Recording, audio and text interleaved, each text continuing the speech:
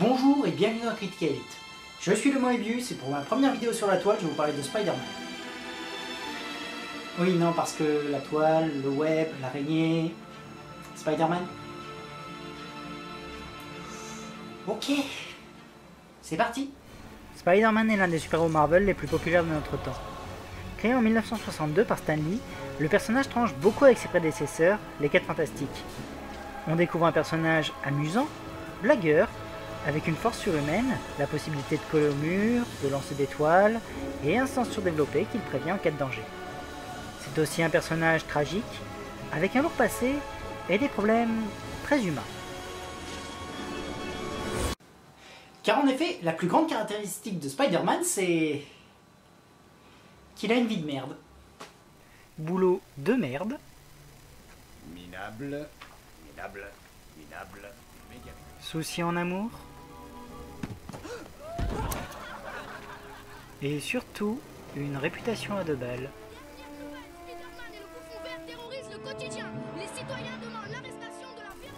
Le couple Spider-Man-Peter Parker en bave comme Monsieur Tout-le-Monde. Et c'est sans doute pour ça que ça a été une des séries qui a été les plus lues, les plus adaptées en série animée, et surtout, ça a été le plus gros succès des studios Marvel au début des années 2000. Un grand pouvoir implique de grandes responsabilités. N'oublie jamais ça. N'oublie jamais ça. Je me souviens encore du teaser du premier film. Un teaser absolument génial. Des gangsters braquaient une banque, s'enfuyaient, prenaient un hélicoptère et se retrouvaient coincés dans une toile d'araignée géante tendue entre les 2 tours du World Trade Center. Ouais. Après ça, il y a eu le 11 septembre. Et puis bah, ils ont dû retirer le teaser. Connard de terroriste. Le premier Spider-Man, réalisé par Sam Raimi en 2002, retraçait donc les débuts du héros. Peter Parker est interprété par Tobey Maguire. Son antagoniste, Norman Osborn, alias le Bouffon Vert, est interprété par Willem Dafoe. Et enfin, parce qu'il faut toujours un personnage féminin à sauver dans les films hollywoodiens, Kristen Dunst joue le rôle de Mary Jane Watson. Le film a été un franc succès et a été suivi de 2 suites, Spider-Man 2 en 2004 et Spider-Man 3 en 2007, au succès décroissant. Au final, un différend entre Sam Raimi et la boîte de production entraîna la fin de leur collaboration et il fut décidé de reprendre les épisodes de Spider-Man à zéro. Quitte à se faire une toile, autant changer de tisseur. Un nouvel opus, nommé The Amazing Spider-Man, a alors vu le jour, réalisé par Mark Webb. Ah non, je vous jure, c'est pas une blague cette fois-ci, Mark Webb, c'est vraiment le nom du réalisateur de The Amazing Spider-Man. On retrouve cette fois-ci Peter Parker, interprété par Andrew Garfield. Le film retrace les débuts du héros sur une touche beaucoup plus sombre, avec en antagoniste Ray Sifan dans le rôle du docteur Curtis Connors, alias le Lézard. Du côté du casting féminin, Mary Jane Watson a été reléguée au placard au profit de Gwen Stacy, le premier amour de Spider-Man, interprété par Emma Stone. Bien sûr, beaucoup de critiques ont lieu sur le fait de reprendre les épisodes de Spider-Man à zéro, mais était-ce vraiment une mauvaise chose? C'est ce que nous allons voir.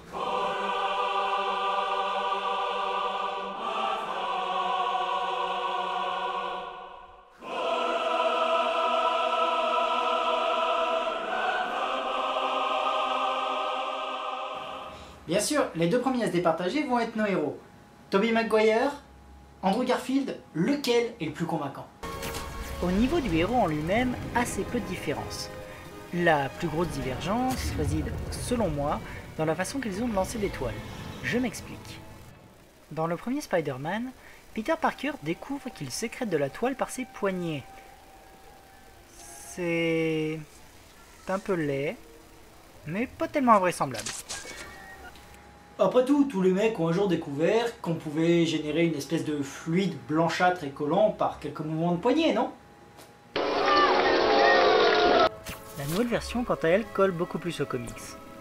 Parker a lui-même inventé des lance-toiles à partir d'un produit issu des recherches de son père. Et ce sont ces derniers qui lui permettent de se promener dans New York en se balançant d'un building à un autre. Une autre différence majeure selon moi réside dans leur posture. Spider-Man est généralement représenté dans des positions absurdes qu'un être humain ne prend pas naturellement. Ce côté inhumain et arachnien se retrouve beaucoup plus dans The Amazing Spider-Man. Dans la première version, mis à part quelques scènes où il représentait la tête en bas, Spider-Man est globalement représenté plus redressé, et sa façon de se battre est plus conventionnelle. Je pourrais aussi parler du sens de l'araignée, à mon sens, mieux fait dans le deuxième. Ou alors du fait que le héros soit plus fort dans le premier, physiquement. Toutefois, les deux Spider-Man restent assez semblables. Ce qui diffère, mais alors là, vraiment de beaucoup, ce sont les Parker. Car oui, si dans les comics, Peter Parker est un geek asocial, maltraité par les sportifs du lycée, et raillé, ou alors tout du moins ignoré par les filles geeks populaires, ça n'en fait en rien la victime que le premier Spider-Man nous a offert sur un plateau. C'est désolant. Andrew Garfield, lui, joue un Parker plutôt asocial. Il est toujours raillé par les sportifs du lycée, solitaire, mystérieux, assez facilement intimidable, mais il n'est en rien rejeté comme peut l'être Maguire. J'aime beaucoup tes photos. Même face à sa némésis, Flash Thompson, qui lui fait quand même peur, il fait preuve de caractère et de beaucoup de volonté. Et ce, même si ça lui coûte quand même... Ouch. Mais non. Pour Tobey Maguire, interpréter Peter Parker, ça doit être interpréter une limace. Bon, si jamais je devais donner en 3 mots le personnage joué par chacun des acteurs, pour Andrew Garfield, ce serait le geek lambda. Par contre, pour Tobey Maguire, ce serait tête à claque. Le point va à Andrew Garfield. Si la différence entre les deux protagonistes est assez facile à effectuer, du côté du super vilain, il n'en est rien. Sur un plan physique pour commencer, le bouffon n'a jamais aussi bien porté son nom. L'armure qu'il porte est censée le protéger, mais le masque est... comment dire, totalement ridicule. Le lézard, lui, est un peu plus classe. Ou un peu moins moche, au choix. Plus grand, plus monstrueux, il a quand même une sale tête. Et sur certaines scènes, on peut même voir le contour des yeux couleur chair. À croire que les maquilleurs avaient la flemme. Sur le plan physique, il est donc impossible de les départager. Voyons maintenant les scientifiques qui ont créé ces horreurs. Les deux personnages ont quelques points communs. Ce sont tous les deux des scientifiques, ils sont tous les deux liés à Peter Parker d'une façon ou d'une autre, et enfin, ils sont tous les deux dépassés par un double maléfique issu de leurs expériences. Toutefois, les deux personnages sont... comment dire, voyez par vous-même. Norman Osborn, pour commencer, est le père d'Harry Osborn, le meilleur ami de Peter Parker. C'est un homme assez froid, obsédé par la prolifération de son entreprise, et qui place la réussite avant tout. À cause de cela, il délaisse beaucoup son fils, et a même tendance à montrer plus d'affection envers Parker qu'envers Harry. Père indigne. Curtis Connor, quant à lui, est un homme beaucoup plus chaleureux. C'était un ami des parents de Peter Parker, et les retrouvailles entre les deux personnages se passent à merveille. Curtis ne fait pas l'éloge de la réussite, mais estime que ses recherches doivent servir le bien de l'humanité. Il garde quand même un lourd secret en lui. Je vois pas du tout de quoi vous parlez. Richard Parker avait de l'envergure. Cette posture ne vous va pas du tout. Pas plus qu'à l'époque. Je n'avais rien à voir avec tout ça. C'est ce que vous avez raconté à son fils Peter. Sale traître. Et oui, ces deux personnages sont loin d'être des saints. Et ce avant même de devenir des super vilains. Je vais passer outre le fait qu'Oscorp travaille avec l'armée. Ils font peut-être de l'armement, mais ce n'est pas un véritable critère pour dire qu'Osborn est mauvais de nature. Si on part sur ce domaine, je pourrais aussi dire que les recherches de Connor sont purement égoïstes, vu qu'il cherche à faire repousser son bras. Les raisons pour lesquelles ils testent leur formule sur eux-mêmes sont tout aussi douteuses. Osborn va perdre un contrat, ce qui le pousse à accélérer les recherches, et Connors va être retiré du projet, ce qui le priverait de la chance de faire repousser son bras. Vous devrez avoir vidé ce bureau d'ici demain matin. De vrais petits anges. C'est après cela que ça se gâte, lorsque les deux personnages vont développer une seconde personnalité.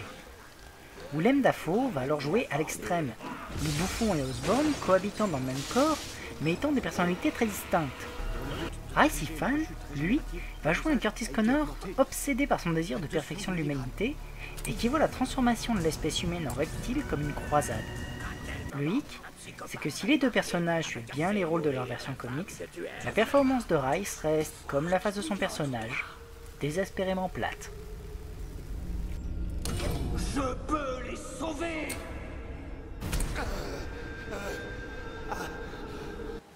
À peu de choses près, je serais tenté de mettre les deux personnages à égalité. Toutefois, il y a cette scène. As-tu vraiment cru que c'était une coïncidence? As-tu remarqué toutes les bonnes choses qui ne sont arrivées que pour toi, rien que pour toi, Norman? Que voulez-vous? Dire tout ce que tu refuses de dire, faire tout ce dont tu es incapable, pour supprimer ceux qui se dressent sur ton... Cette façon de jouer à l'extrême est tellement dans l'esprit du comics qu'elle offre la victoire à Osborn. Direction assassinée. Vous avez tué ces hommes. Nous avons tué ces hommes. Le point va à Spider-Man. Passons maintenant aux autres personnages, et à mon sens, il y a quand même pas mal de choses à dire sur eux. Bien sûr, honneur aux dames. Et là, nous avons un premier différent. Dans les comics, le premier grand amour de Peter Parker est Gwen Stacy, Mary Jane n'arrivant pleinement dans la vie du tisseur qu'après la mort de Gwen. Le choix de Mary Jane Watson comme premier amour de Spider-Man a fait grincer bien des dents. Et Kristen Dunst a enfoncé le clou. Cette fille, la voisine... Mary Jane n'a aucun charisme. Elle passe un quart du film au bras de Flash Thompson, le beau gosse décérébré du lycée, une moitié au bras de Harry Osborn, le jeune Richard héritier, et le reste du temps à osciller entre Parker et Spider-Man. On dit souvent que femme varie, mais à ce niveau, c'est plus une femme, c'est une girouette. Ah oui, et j'ai failli oublier. En plus de ça, c'est la voisine des Parker, son père est un alcoolique violent, et elle veut devenir actrice. Actrice. Sur scène. Je ne sais pas si je peux employer le mot cliché, ou si elle est au-delà du cliché. Gwen, à l'inverse, a du caractère. Et ça, c'est un gros plus.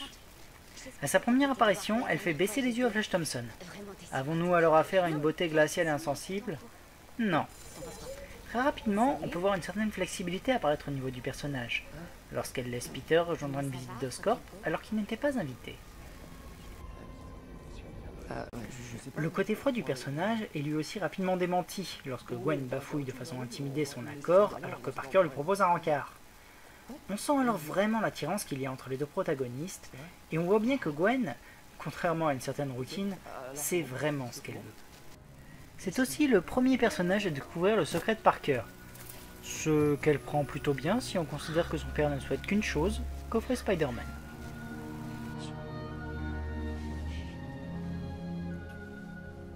Les derniers aspects de la jeune fille apparaissent à la fin du film, quand elle se révèle fragile vis-à-vis de l'angoisse de perdre Parker, angoisse similaire à celle de perdre son père, et tout à la fin, quand il la plaque pour éviter qu'elle ne devienne une cible des ennemis de Spider-Man. Il t'a fait promettre, c'est ça? Une scène similaire se retrouve d'ailleurs dans les deux films, et à chaque fois la suite dans l'enterrement. La réaction des deux filles est diamétralement opposée. Mary Jane chouine, alors que Gwen, elle, réagit avec colère. Bon, petit avantage pour Gwen, elle sait pourquoi elle la plaque, alors que Mary Jane l'ignore complètement. Comme vous l'avez compris, au niveau des femmes, je donne l'avantage à The Amazing Spider-Man. Passons à la famille. Tante May et Oncle Ben. Dans le premier film Spider-Man, l'Oncle Ben était une crème. Mais alors, un Père Noël sous Prozac. Lorsque Peter acquiert ses pouvoirs et qu'il veut lui parler, Peter l'envoie chier violemment. Et l'Oncle Ben chouine. Après Mary Jane, l'Oncle Ben. Non, franchement, le premier film devait être sponsorisé par Kleenex. A l'inverse, l'Oncle Ben du deuxième est plus actif. Il reste un homme humble, gentil, mais aussi un certain caractère.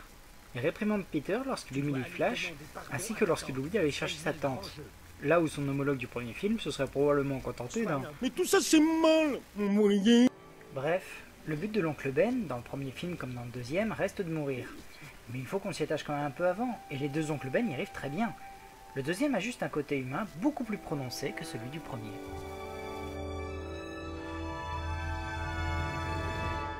Tante May aussi diffère beaucoup d'un film à l'autre.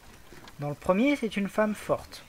Et quand je dis forte, je rappelle que cette femme a plus de la soixantaine, qu'elle a perdu son mari, qu'elle tient tête à Norman Osborn et qu'elle se fait agresser par le bouffon vert, tout ça dans le même film. Et réussit malgré tout à adresser un sourire à son neveu en lui disant de foncer tant sa chance avec Mary Jane. Tante May doit avoir du sang d'Highlander. Personnellement, je vois que ça. Dans le deuxième, c'est une femme beaucoup plus fragile. Elle vit très mal la mort de son mari, s'inquiète énormément des absences de Peter, ainsi que des marques de coups avec lesquelles il rentre, et elle fait un pain de viande absolument dégueulasse. Pourquoi tu ne m'as jamais dit que tu n'aimais pas mon pain de viande? Tu aurais pu me le dire il y a 37 ans. Pourquoi je relève ce détail? Eh bien, parce que c'est ça la différence entre les deux versions. Que ça l'embête. Dans le premier film, l'oncle bisounours et la tante à la fois fragile et indestructible sont des idéaux. A l'inverse, dans le deuxième, les personnages sont très humains, avec des bons et des mauvais côtés. Réalité, cliché, les deux points de vue se défendent, et comme on a pu le voir avec le super vilain, le cliché peut même l'emporter sur une performance ordinaire. Passons maintenant à ceux que je vais appeler les alliés ennemis de Spider-Man. Et dans les deux films, ils sont au nombre de 3. Le premier d'entre eux est Harry Osborn, le meilleur et seul ami de Peter Parker. Dans le premier film, c'est l'archétype du jeune homme correct, mais sans force morale. Il n'ose pas s'opposer à ceux qui attaquent Parker, n'a pas le cran de se dresser contre son père, et n'a pas vraiment le courage d'avouer à Peter qu'il sort avec MJ. Pas courageux, certes, mais pas non plus méchant. Harry a toujours vécu dans l'ombre de son père, et le titre de fils de Norman Osborn lui colle à la peau. Au final, on a un personnage gentil, mais qui manque cruellement de caractère. Jusqu'à ce moment fatidique, où il croit que Spider-Man a assassiné son père, et que la colère le consume. Qu'avez-vous fait?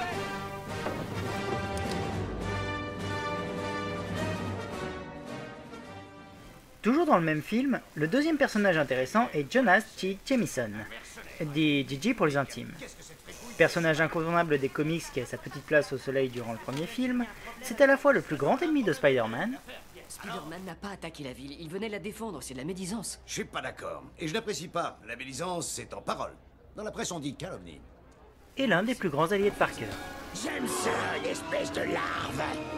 Où est le photographe qui prend ces clichés de Spider-Man? Je ne sais pas qui c'est, il nous les envoie. Son rôle reste quand même mineur dans le film, contrairement à celui du capitaine George Stacy. George Stacy est un personnage complexe. C'est avant tout un homme droit dans ses bottes, le genre de policier à l'inspecteur Harry qui fait passer la loi avant tout.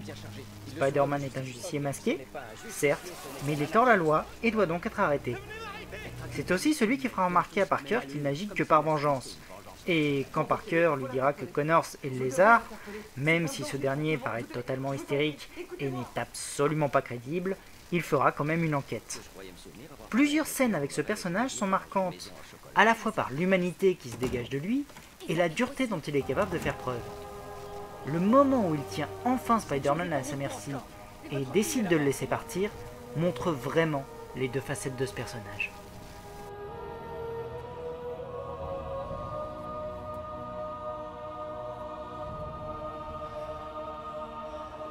Vous devez me laisser partir. Bref, encore un personnage qui selon moi donnerait l'avantage à The Amazing Spider-Man. Toutefois, celui qui enfonce le clou, c'est lui. Flash Thompson. Peut-être un des personnages les plus pitoyables du comics. On peut le résumer par le qualificatif musclé jusqu'aux sourcils. Parvenir à donner du caractère à ce personnage tiendra du miracle, surtout quand on le voit dans le premier film. Il n'apparaît qu'à 3 moments. Une première fois pour ridiculiser Parker, une deuxième pour se faire ridiculiser par Parker, et une troisième pour se faire plaquer par MJ. Non, sérieusement, qui irait donner du caractère à ce personnage? Même dans le deuxième film, on suit le même schéma.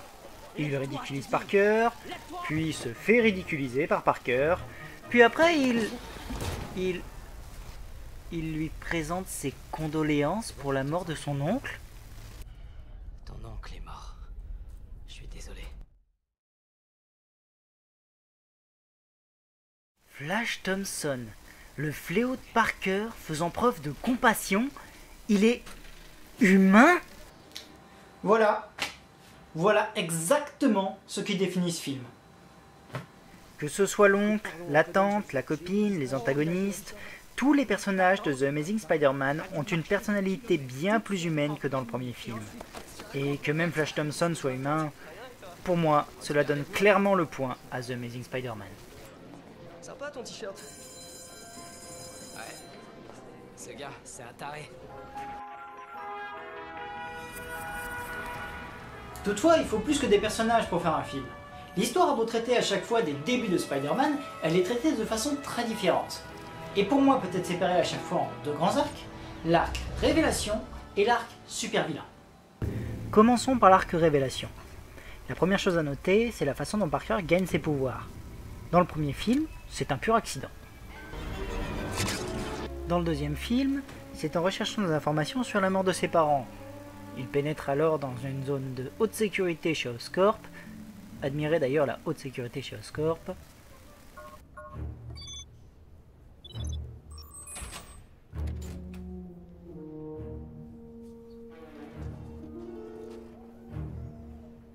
C'est donc dans cette zone de haute sécurité, non, je suis absolument pas sarcastique, qu'il aura le plaisir de se prendre non pas une araignée sur la tronche, mais une douche.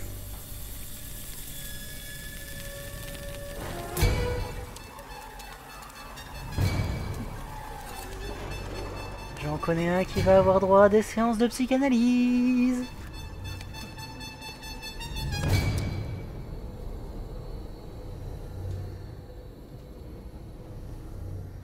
Par la suite, les deux Parker subissent une phase de transition durant laquelle ils sont malades.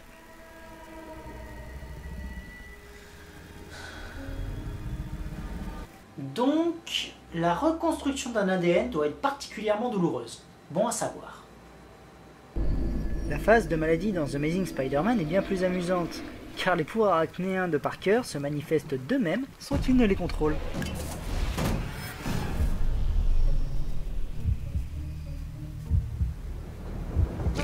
Dans le premier film, Parker se contente de se mettre au lit, enfin se mettre au lit façon de parler, et se réveille le lendemain matin en pleine forme.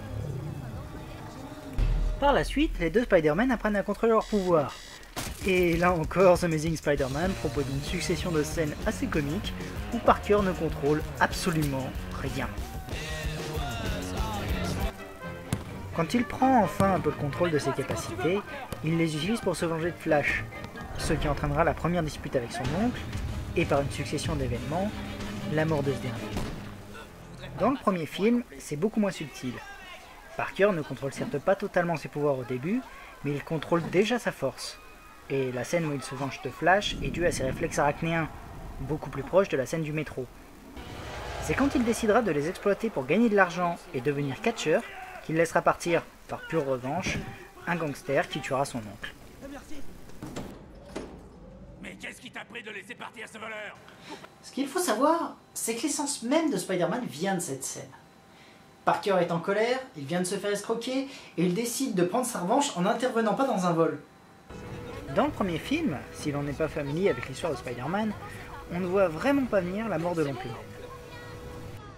Dans le deuxième film, en revanche, c'est beaucoup plus télescopé. Et de ce fait, je préfère la mise en place du premier, où le spectateur non averti est vraiment pris de court. La succession des événements après cette scène, en revanche, diffère beaucoup dans les deux films. Parker se livre alors à une vendetta. Dans le premier film, il se met aussitôt en chasse et parvient à attraper le voleur. Il est alors pris de court en comprenant qu'il aurait pu empêcher la mort de son oncle et décide, suite à cela, de devenir un super-héros. Merci.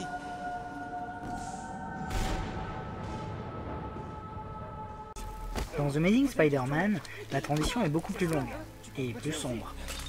Parker essaie par tous les moyens de retrouver l'assassin de son oncle. Son costume, au lieu d'être un costume de scène comme dans le premier, est justifié par une succession d'événements. Le masque pour éviter de se faire traquer, le collant pour limiter les frottements de l'air, et ce n'est que plus tard, lorsque le lézard apparaît pour la première fois et qu'il doit choisir entre le poursuivre et sauver un enfant, qu'il prend conscience de ce qu'il fait et décide de devenir un héros.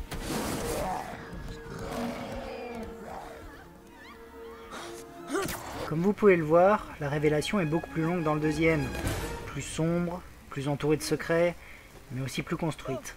La première est plus brutale, plus surprenante et plus poignante. Personnellement, j'ai du mal à déterminer laquelle est la meilleure. Mais s'il y a un moment où j'autorise les personnages à pleurer dans le premier Spider-Man, c'est bien celui-là. Une séquence émotion vraiment bien faite et un moment fort. Le point va à Spider-Man. Et deuxième arc est l'arc super vilain, où le héros va enfin affronter son ennemi mortel. Si les éléments du premier arc pouvaient être facilement comparés, le deuxième arc diffère énormément d'un Spider-Man à un autre. La première grosse différence réside dans le rapport de force entre le héros et le méchant. Le bouffon est clairement moins fort que l'araignée, mais prend le dessus en le mettant dans des situations où il se trouve en position de force.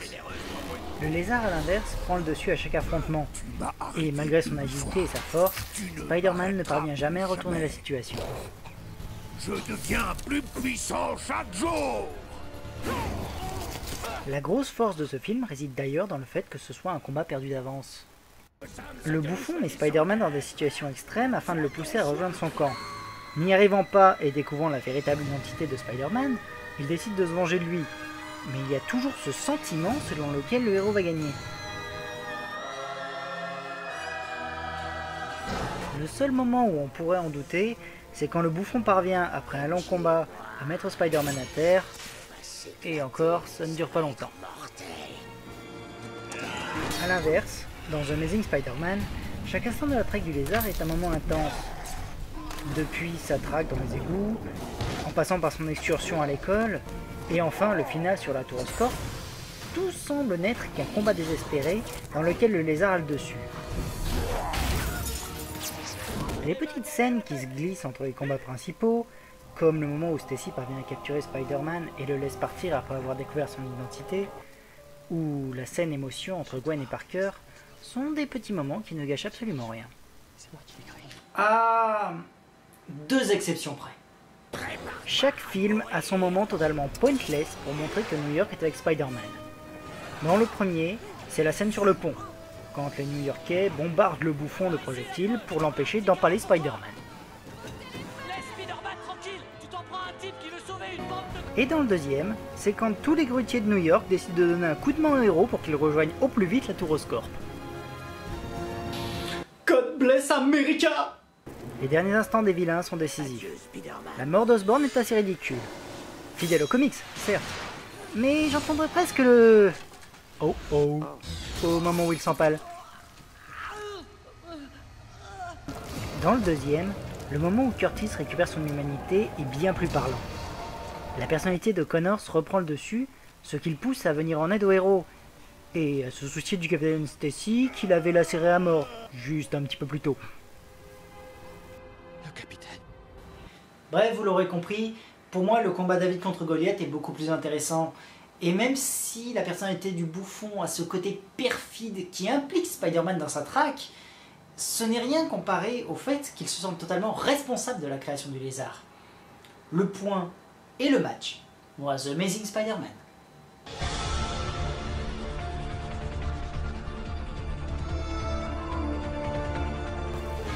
Étant un grand fan de Spider-Man, j'avais particulièrement aimé le premier film. Et j'avais été vraiment déçu en voyant la franchise sombrer un peu plus à chaque épisode. Le fait de reprendre l'histoire à zéro, de faire une table rase, c'était risqué certes. Les sagas qui reprennent à zéro le font normalement après de longues années. Et dans notre cas, il n'y a que 5 ans entre Spider-Man 3 et The Amazing Spider-Man. Mais au final, c'est vraiment une réussite. Globalement, les personnages ont plus de profondeur, et ce, à mon avis, pour continuer à les faire évoluer dans les films suivants. Cela expliquerait notamment pourquoi le lézard était sous-exploité, contrairement à Osborn, dont la mort a eu un impact profond sur son fils pour les films suivants.